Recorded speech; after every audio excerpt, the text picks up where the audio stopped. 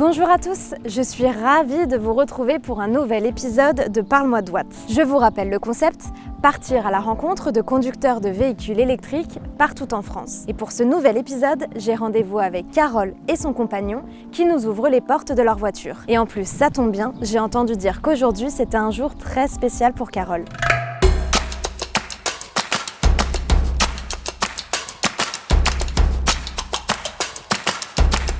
Bonjour Carole. Salut Marine, vas-y rentre. Merci de m'accueillir chez toi ici, à quelques kilomètres de Châteauroux pour nous parler d'électrique. Mais avant ça, je me dois de te souhaiter un très bel anniversaire. Merci beaucoup.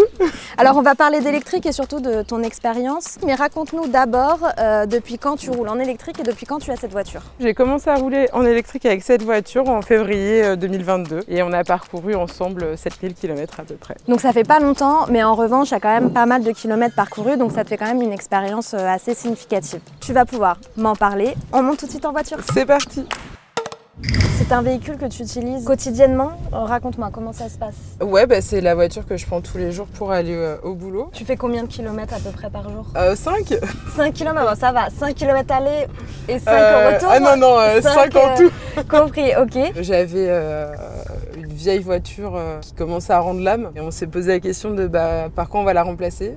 Et on s'est dit, là, vu comment ça se profile, peut-être plus partir sur de l'électrique. Est-ce que tu peux me parler de l'autonomie? J'ai une puissance de batterie en 58 kWh, ce qui fait qu'en hiver, en kilomètres réels, je vais pouvoir faire sur de l'autoroute, on va dire 150 km, mais alors que sur de l'autoroute. Après, sur du mixte campagne nationale, on va plus être sur du 200-250. Et au niveau de la recharge, justement, comment ça se passe? Est-ce que tu as une borne installée chez toi? En tout cas, une prise? Alors, pas du tout. On n'a rien installé à la maison parce qu'en fait, sur notre petite ville, on a un réseau électrique qui est plutôt bien développé par rapport au nombre d'utilisateurs d'électrique qu'il y a.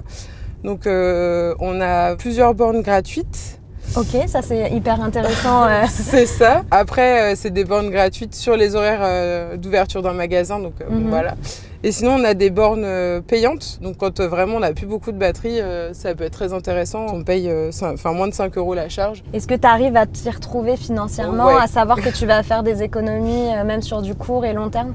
Ouais, quand même. Juste pour le mois de fin mars et avril, sachant qu'on a fait énormément de trajets. Alors on a été amené à des fois à faire plus de 300 à 400 km par jour. On en a eu pour moins de 70 € de charge, ce qui est quand même assez confortable. C'est sûr.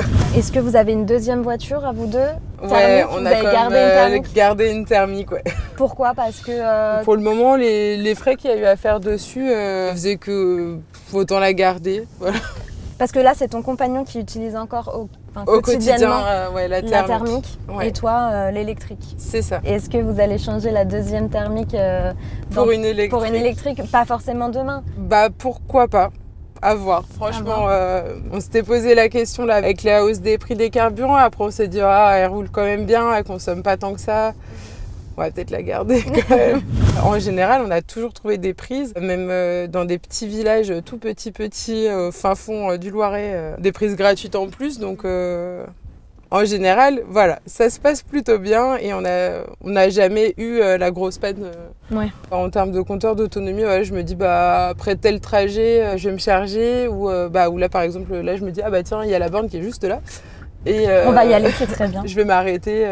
S'il n'y a personne, et puis au passage, je vais faire quelques courses ou autre chose. Donc là, en gros, on croise les doigts pour qu'il n'y ait personne à la borne, pour que tu puisses nous montrer comment tu te recharges en temps normal et dans ton quotidien.